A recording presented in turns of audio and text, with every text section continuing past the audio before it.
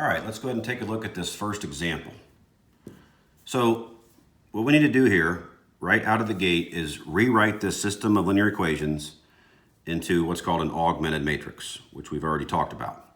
So this one would be 2, 10, and then 1.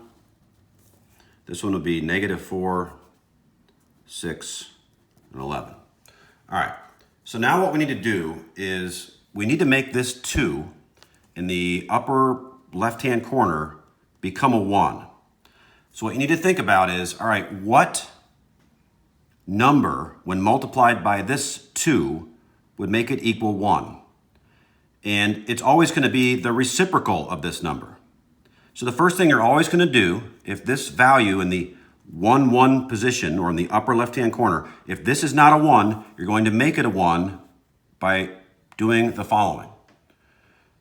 You're going to come up with the reciprocal of whatever this number is, which in this case is 1/2, and you're going to multiply it by the row that it's in, which is the first row. All right, so this is row 1, this is row 2. So this is what the notation would look like to multiply row 1 by 1/2. So 1/2 times capital letter R sub 1. This long arrow is going to indicate that by performing this row operation, we're going to be yielding, this indicates yielding a new matrix. And so what is that new matrix? Well, it's going to be 1/2 times every entry in row 1. So 1/2 times 2 is 1. 1/2 times 10 is 5. And then 1/2 times 1 is 1/2. And then we did nothing to the second row, so we rewrite that information exactly as it was originally written. Okay, the next thing we're going to do is make this entry become a 0. We're going to make this entry become a 0. So here's how we're going to do that. We're going to put our long arrow again that indicates the word yield. And what's going to happen is this. Because this is a -4 and you're trying to make it become a 0, you need to be thinking, okay, what plus -4 gives us 0? What plus -4 is equal to 0? And that's going to be 4, right? So what we're going to do is we're going to take the row in which -4 is located, which is row 2. By the way, you're always going to start with the row that's changing first. All right, you're always going to start with the row that's changing first in this notation. Now all you have to do is write down the opposite of this number, the number -4, the number in this case you want to become 0. That's going to be +4 then. +4 is the opposite of that. And then times, the last thing is to multiply it by row 1. Row 1 contains a 1 in this position, upper left-hand corner. All right. We're actually using this 1 to zero out the -4. So let's see how that works. Again, you're only changing what is happening here first. So row 2 is the only thing that's going to be changing. In other words, row 1 is not being affected by this at all. So we're going to rewrite row 1. And now we're going to perform this row operation. So what this is telling us to do, it's telling us to take the entry in row 2, which is -4. I'm pointing to it with my pen. And then what are we going to do with that? We're going to add 4 times 1. Why times 1? Because it's the entry in the first column in row 1.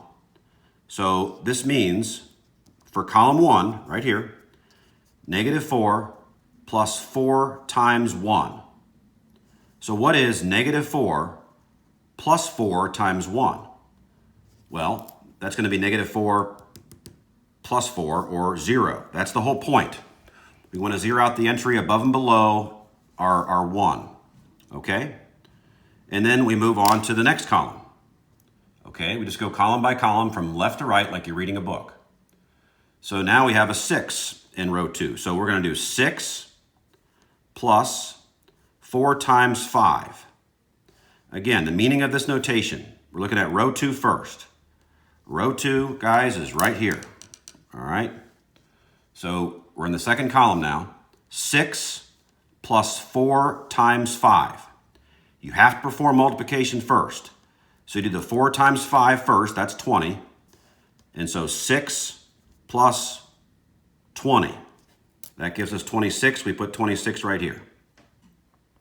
And we move on to our final column. And we do the same thing. Okay, so we look at row 2. It contains an 11. And then what are we going to do with that 11? Well, we're going to add 4 times 1/2 to it.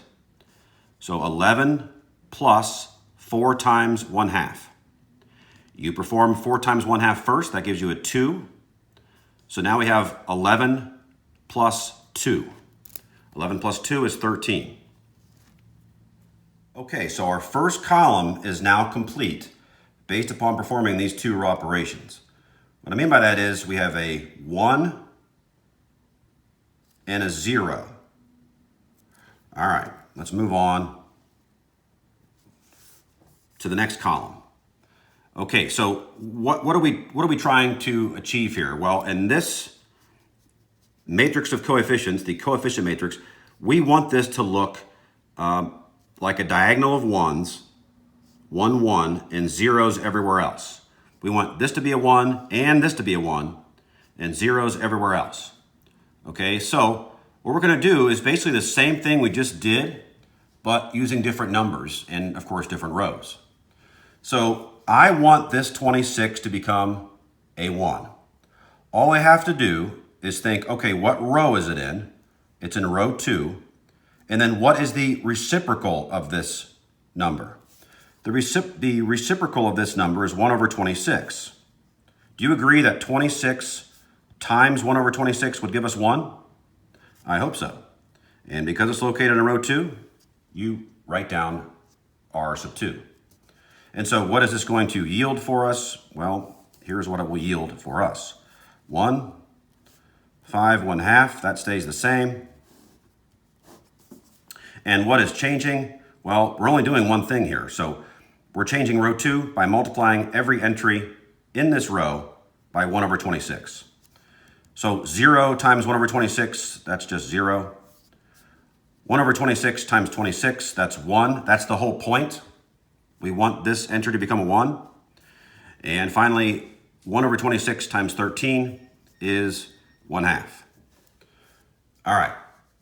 Now, the next thing. We need this 5 to become a 0. So remember how we did that in our first column. All right, so what we're going to do is we're going to understand what row is going to be changing. Row 1 will be changing because that's where this 5 is located, and we want this 5 to become a 0. So we're going to write down row 1, and then all we got to do is write down the opposite of this number next, and then multiply it by the row that contains this leading 1, okay, which is row 2. That's why we're making these 1s, so that all we have to do is write down the opposite of the number we want to become a 0 in this notation. All right, so again, because we're not changing row 2 here, note that R1 is written first. So that's the only thing that's going to be changing. Because that's true, I'm going to go ahead and write down the values in row 2 because they're not going to change. All right, now let's figure out what the new values will be in our new row 1. Okay, so row 1 minus 5 times row 2. So 1 minus 5 times 0. So you go column by column, just like we did previously. So 1 minus 5 times 0 is the same as 1 minus 0, or just 1. Note this column stays the same. That will always happen. All right, next we move to column 2, and we have what? We have 5 minus 5 times 1. 5 minus 5, in other words, gives us 0. That's the whole point of performing this row operation. Again, we have to have, in this square coefficient matrix, a diagonal of 1s and 0s everywhere else in order for this to ultimately be in what's called RREF, row reduced echelon form. Let's finish this up. Moving on to column 3. So we're looking at row 1, which is 1/2, minus 5 times the entry in row 2, okay? So 1/2, row 1, the entry in row 1, minus 5 times 1/2. So what would that be? Well, let's see. 1/2 minus 5 halves, right? 1/2 minus 5 halves is what you'd get here. Row 1, 1/2, minus 5 times 1/2.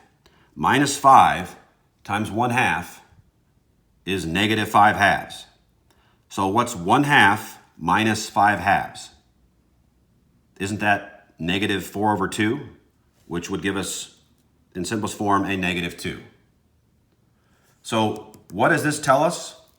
This tells us that x now is equal to negative 2 and y is equal to 1/2. So therefore, in this case, our solution is an ordered pair, and our ordered pair is negative 2, 1/2. Wasn't that fun? Gauss-Jordan elimination method. We'll look at another example in just a moment, and we'll also be looking at how to use your calculator to perform these row operations.